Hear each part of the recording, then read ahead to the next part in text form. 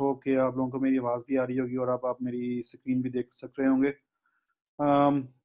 तो हमने last time में सॉफ्टवेयर क्वालिटी एश्योरेंस में उसके कुछ फंडामेंटल्स को लेके चले थे। हमने सॉफ्टवेयर के एरर्स, डिफेक्ट्स और फेलियर्स को देखा था कि what are the definitions, how we define them, and या सो आज हम देखते हैं मज़ीद कुछ फंडामेंटल्स को, जिसमें सबसे इम्पोर्टेंट फंडामेंटल जो आप डेफिनेशन या चीज़ सुनते हैं वो है लाइफ साइकिल या development life cycle, software development life cycle. So life cycle, किसी भी चीज़ का लाइफ साइकिल की क्या होता है? बेसिकली अगर आप इसको दो इंडिविजुअल वर्ड्स के तौर पे देखें, so it is life and cycle. So जिंदगी का पहिया भी आप उर्दू में कह सकते हैं वैसे, या ये कह सकते हैं कि किस तरह एक प्रोडक्ट जो है वो ज़ीरो से स्टार्ट होके मतलब अपनी इंसेप्शन से, यानी कि आइडिया की इंसेप्शन से प्रोडक्शन तक या अपनी टोटलिटी तक पहुंचती है। सो बेसिकली किसी भी सिस्टम, प्रोडक्ट, सर्विस, प्रोजेक्ट या ह्यूमन मेड एंटिटी का फ्रॉम कंसेप्शन टू रिटायरमेंट का जो एवोल्यूशन है, जो सफ़र है, जो जर्नी है, उसको लाइफ साइकिल कहते हैं। ठीक है? So it is not about only a product, it can be about system, can be service as well, can be project, can be any human made entity. ठीक है? और उसकी from the point of conception, जब उसकी ideology रखी गई, through retirement, जब वो रिटायर हो गया या फाइनलाइज हो गया, इस पूरे अमल को, इस पूरे एवोल्यूशनरी प्रोसेस को, या इस पूरे आप कह सकते हैं जर्नी को आप लाइफ साइकिल कहते हैं उसका। So let me allow other student as well. Okay, so ये हो गया लाइफ साइकिल की एक छोटी सी और बड़ी सिंपल सी डेफिनेशन, और ये ISO 12207 के मुताबिक है। ISO 2017। अच्छा, अब आते हैं development life cycle. So basically software life cycle जो है, उसमें बहुत सारे प्रोसेसेस होते हैं, and it can contain multiple activities. For example requirement analysis, design, coding, integration, testing, installation and support for acceptance of software products. तो अगर आप ये इस चीज़ को जहन में रखें कि रिक्वायरमेंट से लेकर एक्सेप्टेंस तक, फाइनल प्रोडक्ट की एक्सेप्टेंस तक, ये एक पूरा जर्नी है एक सॉफ्टवेयर का, सॉफ्टवेयर की क्या कहते हैं बनने का। सो this is its development life cycle. Basically उसकी डेवलपमेंट का लाइफ साइकिल ये कैसे बनता है। सो ये एक फॉर्मल, आपसे कह सकते हैं कि फॉर्मल सेट ऑफ एक्टिविटीज़ हैं इन सारे प्रोसेस में जो इन्वॉल्व, वो सारी इसकी डेवलपमेंट लाइफ साइकिल बना रही हैं। सो अच्छा, हम वहीं से डिस्कशन स्टार्ट करते हैं जहां से छोड़ी थी, डिफेक्ट्स, एरर्स और फेलियर्स से, और जो कि हमने पिछले टॉपिक पढ़ा था, डिफेक्ट्स, एरर्स और ये सिंपल सी मैं डायग्राम, जो जो एरर्स हैं वो ह्यूमंस इंसर्ट करते हैं, और डिफेक्ट जो हैं वो अनडिटेक्टेड एरर होता है, फेलियर जो एग्जीक्यूटेड डिफेक्ट होता है। सो अब आते हैं यहाँ पे, तो सॉफ्टवेयर डेवलपमेंट लाइफ साइकिल के दौरान डिफेक्ट्स जो हैं वो constantly, just wait a minute,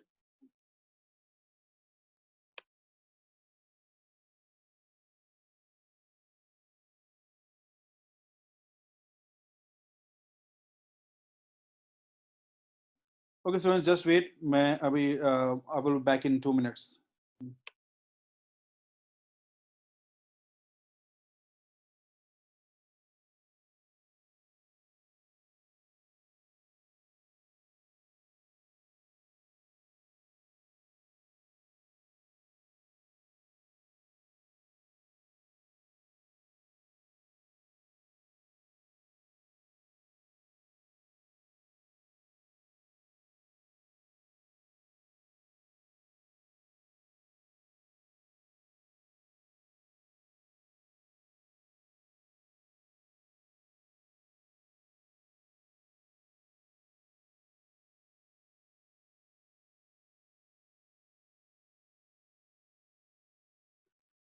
okay students, I am back.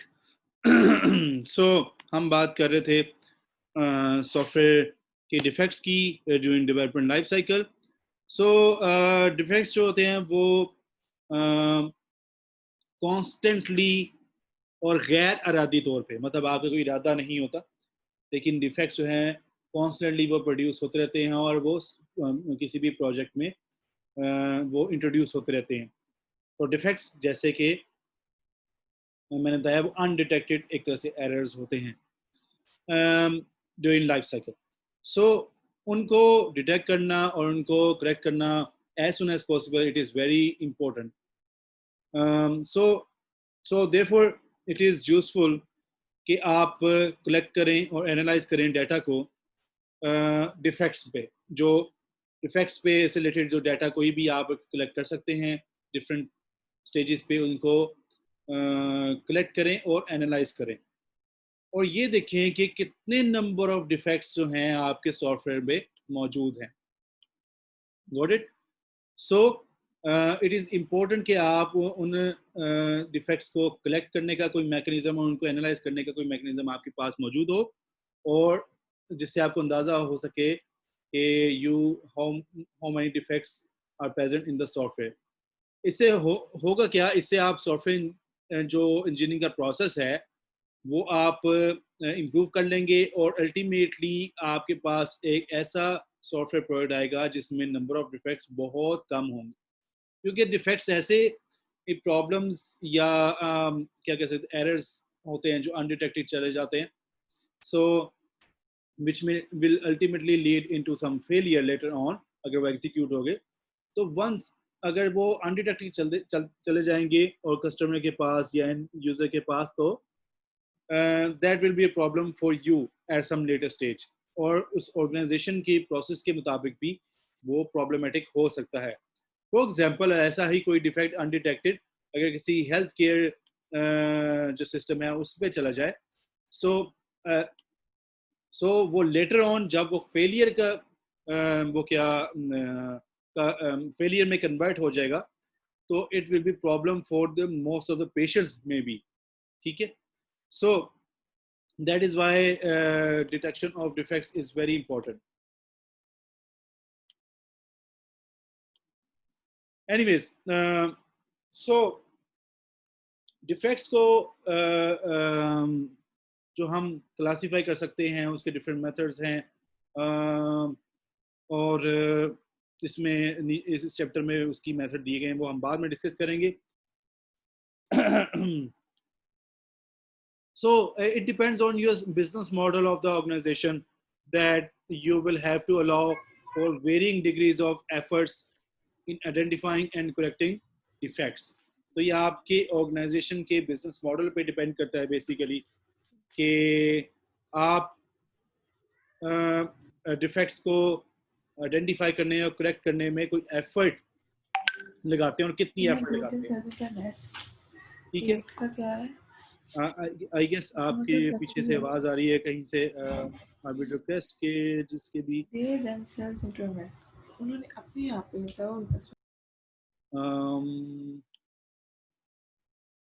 I have to mute some student. Okay. अच्छा, हम बात कर रहे थे कि ऑर्गेनाइजेशन का बिजनेस मॉडल पर डिपेंड करता है कि आप कितना सक्सेसफुल होते हैं, आपकी कितनी टेंडेंसी है कि आप आइडेंटिफाई कर सके और करेक्ट कर सके अपने डिफेक्ट्स को। अनफॉर्चुनेटली जो यहाँ पे आजकल के ज़माने में लोग डिफेक्ट्स को लेकर कुछ टॉलरेंट हैं। टॉलरेंट से मतलब वो इतना बॉदर नहीं करते कि वो टाइम इन्वेस्ट करें to identify and correct the defects, क्योंकि डिफेक्ट्स मोस्टली अनसीन होते हैं और आप उनको आइडेंटिफाई नहीं किया होता, इसलिए वो वहाँ पे मौजूद होते हैं। So there is a certain degree of acceptance in that. लेकिन बेशक आपके जहन में सर्टेन डिग्री ऑफ टॉलरेंस है, लेकिन आप फिर भी कभी नहीं चाहेंगे कि आप जब बोइंग में हो या किसी एयरप्लेन में, किसी और एयरप्लेन में बैठे हों, या कोई बहुत इंपॉर्टेंट जैसा एयरबस में बैठे हुए हैं या किसी जेट में बैठे हुए हैं, तो वो डिफेक्ट तब फेलियर के तौर पे आपके सामने है, क्योंकि it can be it can affect your life and the lives of many other people as well.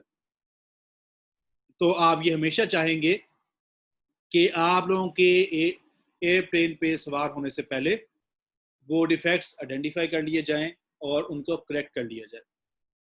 So you can see how important it is that to identify and correct the defects of a particular software.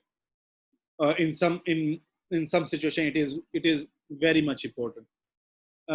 So बहुत सारे researchers ने इस चीज़ को study किया है और उन्होंने study करते हुए इस चीज़ को देखा है कि इस चीज़ पे रिसर्च की है कि सोर्स ऑफ सॉफ्टवेयर एरर्स क्या होते हैं, ठीक है, सॉफ्टवेयर एरर्स किस किस सोर्सेज से हो सकते हैं। सो मतलब ये जरूरी नहीं कि हर दफ़ा ये कोडिंग की वजह से ही हो, तो लोगों ने उस पर रिसर्च की है और उसकी कुछ स्टडीज ऐसे भी हैं जिसमें सॉफ्टवेयर एरर्स को क्लासीफाई किया गया है, एवेल्यूएट किया गया है on the basis of frequency, ठीक है। बीजर 1990 में उसने एक स्टडी की जिसमें उसने कंबाइन किया बहुत सारी डिफरेंट स्टडीज़ को, डिफरेंट और स्टडीज़ को, जिसमें इस चीज़ पे फोकस किया गया था कि what is the origin of errors. तो उसके मुताबिक उसकी रिसर्च के मुताबिक कि उसने एक लिस्ट यहाँ पे प्रिपेयर की हुई है जो यहाँ पे दी हुई है कि 25% of the error are have the source from structural, you can say structural aspect of software.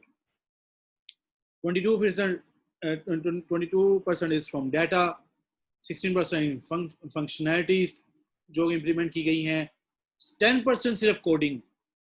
आप देखें कोडिंग सिर्फ कितनी 10% है। फिर इंटीग्रेशन 9%, 8% जो है वो रिक्वायरमेंट स्पेसिफिकेशन में, 3% जो है डेफिनेशन या रनिंग टेस्ट में, 2% सिर्फ आर्किटेक्चर एंड डिज़ाइन में, और 5% अनस्पेसिफाइड हैं कि वो किस वजह से अकर होते हैं error. So you can see almost अगर मैं पहले 3 चीज़ें देखूं, structure, data and functionalities implemented, तो इनको अगर आप सम अप करें तो ये ऑलमोस्ट 60% तकरीबन बन जाता है। आप देखिए 60% of your errors are coming from non coding क्या कहते हैं एस्पेक्ट्स, अगर इसके हिसाब से बात की जाए, विच इज़ ह्यूज। इसके अलावा रिसर्चर्स ने इस चीज़ की भी कोशिश की है कि किसी भी एक सॉफ्टवेयर में आप एरर्स को कैसे डिटरमिन कर सकते हैं, how you can determine errors in a particular software, क्योंकि एरर्स ऐसी चीज़ें हैं जो कि ऐसे प्रॉब्लम्स हैं जो आप डिटेक्टली शायद अनडिटेक्टेड चले जाएं और जो आपकी नज़र से नहीं गुजरे। सो मैकॉनल ने 2004 में सजेस्ट किया कि this number varied based on the quality and maturity of the software engineering process as well as the training and competency of the developer. इसमें उसने 4 फैक्टर कैसे गिनवा दिए कि कितने एरर्स आप एक्सपेक्ट कर सकते हैं, डिटरमिन कर सकते हैं। ये डिपेंड करता है कि आपके सॉफ्टवेयर इंजीनियरिंग प्रोसेस कितना क्वालिटी प्रोसेस है और कितना मैच्योर है, ठीक है, आपका प्रोसेस कितना मैच्योर है और कितनी उसमें क्वालिटी है। सेकंड, जो सॉफ्टवेयर डेवलपर्स हैं उनकी ट्रेनिंग क्या है और कॉम्पिटेंसी क्या है, क्योंकि अगर ट्रेंड होंगे, कॉम्पिटेंट होंगे, तो आपके जो एरर को डिटेक्ट करने की कैपेसिटी, मैं नंबर ऑफ एरर्स की बात नहीं कर रहा, एरर्स को डिटेक्ट करने की कैपेसिटी, डिटरमिन करने की कैपेसिटी, वो इंक्रीज हो जाएगी, क्योंकि एरर जो है वो नेचुरली आपके प्रोजेक्ट में अल्टीमेटली अपीयर होते ही हैं।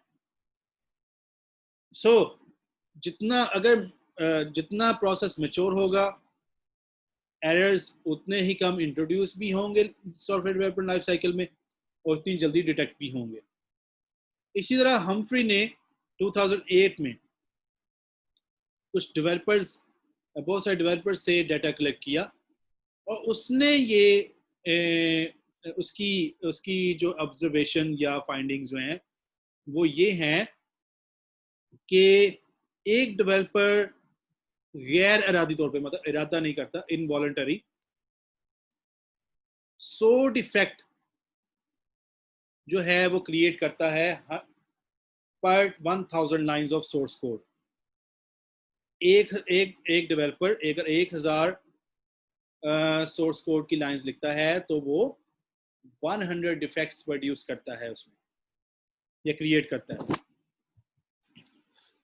लेकिन अगर उसने ये भी ऑब्जर्व किया कि अगर वो डेवलपर्स जो हैं एक्सपीरियंस हैं, जिसमें उसने यहाँ पे 800 एक्सपीरियंस डेवलपर्स की मिसाल दी है कि in case the he was talking about 800 experience developer, तो ये डिफेक्ट्स क्रिएट करने की जो अमाउंट है वो 50 डिफेक्ट्स, ठीक है, से भी कम रह जाती है 1000 लाइंस ऑफ कोड पे। हाँ, इसमें इसने बड़ा इंटरेस्टिंग दिया है कि 50 डिफेक्ट्स से कम या 250 डिफेक्ट्स से ज्यादा डिफेक्ट्स प्रोड्यूस हो इंजेक्ट कर लेते हैं experience developers 1000 lines of code पे। So that's a very interesting research. On average वो कहता है कि 100 defect per 1000 lines of code एक डेवलपर कर लेता है। So anyways, that's a very interesting you can say observation or research. और रोल साइज पे यहाँ पे एक बड़ी इंटरेस्टिंग एग्जांपल दी हुई है। Let me allow the students as well. So role size में जहाँ पे एयरप्लेन्स के इंजन प्रोड्यूस होते हैं, जो वेरिएशन जो पब्लिश हुई है that is from 0.5 to 18 defects पर 1000 लाइंस ऑफ सोर्स कोड। मतलब 1000 लाइंस ऑफ सोर्स कोड पे 0.5 to 18 डिफेक्ट्स प्रोड्यूस करते हैं वहाँ के developers, which is very good, but good in that sense कि क्योंकि वो एयरप्लेन के इंजन्स प्रोड्यूस कर रहे हैं। तो इन केस उसमें अगर नंबर ऑफ एरर्स बहुत ज़्यादा हो गए, so it will ultimately lead to some disaster. और ऐसा क्यों है? The use of proven processes, competent and well-trained developers, and the reuse of already proven software components। ठीक है, अब इसमें कितने फैक्टर आ गए हैं? प्रूवन प्रोसेसेस को यूज करना, competent and well-trained developers का होना, और ऑलरेडी जो प्रूवन सॉफ्टवेयर कंपोनेंट्स हैं उनको रीयूज करना। ये कंसिडरेबली रिड्यूस कर देता है नंबर ऑफ एरर्स को किसी भी सॉफ्टवेयर में। So that's how it all you can say takes place. So McConnell ने दूसरी स्टडीज को भी रेफरेंस किया है और इस नतीजे और कुछ कंक्लूजन्स निकाले। वो कहता है कि scope of most defects is very limited and easy to correct, कि ज्यादातर डिफेक्ट्स जो हैं वो लिमिटेड होते हैं स्कोप में। वो ऐसा नहीं होता कि वो पूरे या बहुत बड़े मॉड्यूल को या बहुत बड़े इम्प्लीमेंटेशन को सॉफ्टवेयर की वो जो है उसको फेल कर दे। तो वो लिमिटेड स्कोप के होते हैं और they are very easy to correct. दूसरा, बहुत सारे ज्यादातर जो डिफेक्ट्स हैं वो कोडिंग एक्टिविटी के से बाहर होते हैं। दैट मीन्स रिक्वायरमेंट स्टेज पे कोई डिफेक्ट रह गया, आर्किटेक्चर एक्टिविटी में कोई डिफेक्ट रह गया, तो बहुत सारे डिफेक्ट्स जो हैं वो कोडिंग एक्टिविटी से बाहर होते हैं।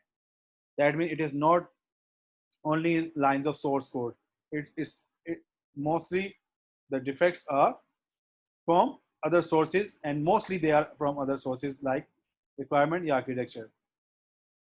फिर poor understanding of the design is a recurrent problem in programming error studies. So programming error को स्टडी करने के लिए कि प्रोग्रामिंग एरर कैसे डिटेक्ट किए जा सकते हैं, अगर आपकी अंडरस्टैंडिंग जो है किसी भी सॉफ्टवेयर के डिज़ाइन के बारे में पुअर है, so it will happen and again कि आपके जो प्रोग्रामिंग एरर्स है वो रिकरेंट होते रहेंगे, वो बार बार होंगे. So poor understanding is a very another issue. Poor understanding of the design. फिर वो कहता है it is a good idea to measure the number and origin of defects in your organization to set targets for improvement. कहता है ये एक अच्छा idea है कि आप मेजर करें number and origin of defects. आप अपनी ऑर्गेनाइजेशन के लिहाज से ये टारगेट सेट करें कि हमने कितने डिफेक्ट्स और उनकी ओरिजिन, उनका कॉज क्या था, उनको मेजर करना है. इससे क्या होगी, आपकी कॉन्स्टेंटली इंप्रूवमेंट होती रहेगी as a organization, as a software development organization. So ये कुछ कंक्लूजन है मैकॉनल की स्टडीज में. मैकॉनल जिसने 2004 में ये स्टडी किया था कि नंबर ऑफ जो डिफेक्ट्स है, एरर्स हैं, वो डिपेंड करता है quality and maturity of software engineering processes and training and competency of the developers. So अगर हम बात करें, सो देयरफॉर एरर्स जो हैं वो मेन कॉज हैं पुअर सॉफ्टवेयर क्वालिटी का. बेसिकली हम जब सॉफ्टवेयर क्वालिटी एश्योरेंस की बात करते हैं उसमें और तो बहुत सारे और भी टाइप की क्वालिटी है, लेकिन मेजर जो कंसर्न होता है बोथ यूजर्स एंड डेवलपर्स, वो है कि सॉफ्टवेयर कोई एरर एग्जिबिट ना करे. सो किसी भी सॉफ्टवेयर की क्वालिटी नॉर्मली जब हम पुअर कहते हैं, that means it contains a lot of errors. So it is important that to look for the cause of the errors and identify ways in which to prevent these errors in the future. So ये important है कि चूँकि errors जो हैं वो ही पूरे software quality का cause होते हैं, मेन कॉज होते हैं. सो किस तरह से हम इन एरर्स को आइडेंटिफाई कर सकते हैं, ठीक है. आइडेंटिफिकेशन इज वेरी इंपॉर्टेंट, क्योंकि आपको आइडेंटिफाई कर सकेंगे तो आप उनको करेक्ट कर सकेंगे. तो आप अगर आइडेंटिफाई ही नहीं कर सकते तो इसका मतलब है there is no point of roaming around, आप उसको कभी भी करेक्ट नहीं कर पाएंगे. So identification is the first step और the most important step. And then identification के बाद फ्यूचर में आप उसको किस तरह से प्रिवेंट कर सकते हैं. फ्यूचर में आप कोई सिमिलर प्रोजेक्ट करते हैं तो आप उस अपने प्रीवियस एक्सपीरियंस से जो आपने आइडेंटिफाई किए एरर, उसको यूज़ करते हुए आप अपने नए सॉफ्टवेयर के में जो एरर आने से कैसे रोक सकते हैं. So this is very important. So यहाँ पे फिगर 1.3 का रेफरेंस दिया गया है जिसमें उसने बताया कि एरर जो है वो किसी भी प्रोसेस में सॉफ्टवेयर डेवलपमेंट लाइफ साइकिल किसी भी स्टेप पे इंट्रोड्यूस हो सकते हैं. एरर जो हैं वो रिक्वायरमेंट में भी हैं, कोड में, डॉक्यूमेंटेशन में, डाटा में, टेस्टिंग में एंड सो ऑन. नॉर्मली जो इनके कॉजेज होते हैं इन एरर्स के, वो ह्यूमन मिस्टेक्स होती हैं. और ह्यूमन मिस्टेक्स जो कि क्लाइंट्स की तरफ भी हो सकती हैं, एनालिस्ट की तरफ से हो सकती है, डिज़ाइनर की तरफ से हो सकती है, सॉफ्टवेयर इंजीनियर्स की तरफ से हो सकती है, टेस्टर्स एंड यूजर्स की तरफ से हो सकती है. सो क्योंकि एक सॉफ्टवेयर इंजीनियरिंग प्रोजेक्ट में बहुत ज़्यादा लोग या स्टेक होल्डर्स इन्वॉल्व होते हैं, उसके कंसेप्शन से लेकर उसकी रिटायरमेंट तक बहुत ज़्यादा वैरायटी के लोग मौजूद होते हैं जिनके स्किल्स, अंडरस्टैंडेबिलिटी सब डिफरेंट होते हैं एक दूसरे से. So that is why it is the matter of human mistake. There is some error, whether in documentation, whether in requirement, whether in coding, whether in design, and whatever. So yeah, so software quality assurance जो है will need to develop a classification of the causes of software errors by category. ठीक है, इसमें SQA जो है वो SQA जो लोग होते हैं वो डिफरेंट तरीके से उन्होंने कोशिश की है कि सॉफ्टवेयर एरर्स को कॉजेज, सॉफ्टवेयर एरर्स नहीं, सॉफ्टवेयर एरर के कॉजेज को कैटेगराइज किया जा सके, क्लासिफाई किया जा सके. ठीक है, जो कि जिसको हर कोई समझ भी सके और उसको उसको इम्प्लीमेंट कर सके. ठीक है, which can be used by everyone. ठीक है, सो इसमें से 8 popular, just keep in mind these are popular error cause categories. So first one is problem with defining requirements. So it is very common type of error basically कि आपने error जो requirement जो gathering के वक्त, whether in terms of your interviewing process या whether going through your documentation or whatever, जो भी आपने requirement स्पेसिफिकेशन के लिए टेक्निक यूज़ की हुई हैं, डिफरेंट टेक्निक्स हम लोग यूज़ करते हैं, जेड भी यूज़ करते हैं, तो उन टेक्निक्स में कोई ना कोई प्रॉब्लम थी जिसकी वजह से एरर आए हैं. सो क्योंकि first ever step is the requirement specification most of times. So किसी भी एरर की जो बिगनिंग है वो आप कह सकते हैं कि it has begun on the stage of requirement specification.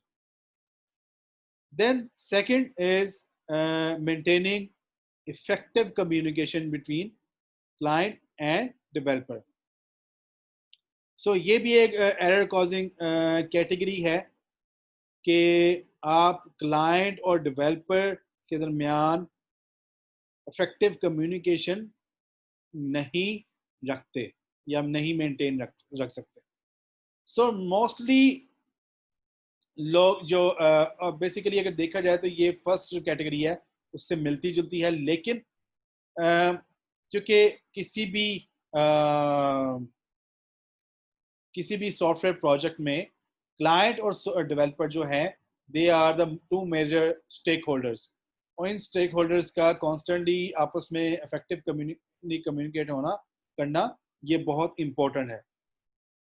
वरना इट मे हैपन कि डेवलपर जो है उनकी अंडरस्टैंडेबिलिटी वो अच्छी रिक्वायरमेंट स्पेसिफिकेशन के बावजूद डिफरेंट हो as that of the client understanding. जी यहाँ पे मैं किसी ने हैंड रेज किया है, कोई सवाल पूछना चाहता है? ओके, नमाज ब्रेक. मेरे ख्याल में अब नमाज की ब्रेक लेते हैं, अजान भी होने लग गई है आई गेस. सो मैं क्या मैं यहाँ पे हम स्टॉप करते हैं. आफ्टर 10 to 15 मिनट्स हम दोबारा रीजॉइन करते हैं. ठीक है, और यहाँ तक फिर यहाँ से रिज्यूम करेंगे दोबारा.